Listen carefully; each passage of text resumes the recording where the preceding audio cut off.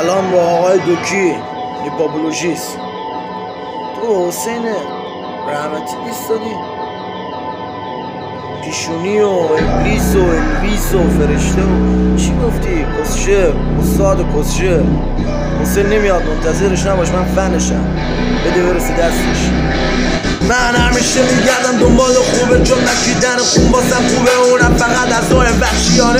خب جر دادن جز تفریامه، این خیابونه یاد داده بشم گرگ، جوری که نتونه بزنه کسی تو چشم زل. تو هم کمتر رو خور پشت ابلیسو، آره با خودتم دقیقا دکتر کل. جوری میام دوست تو که بگی اوه اصلا نیازی نیست رحمتی بیاد. خب زمانی که رپ میکرد و میکرده خواهی مالی واسه پول دد و رپر ریزی شدی کسال خود. سیری آخرت باشه مردی که کن، سیری آخرت باشه. بده برسه دست هیپاپولوژیست.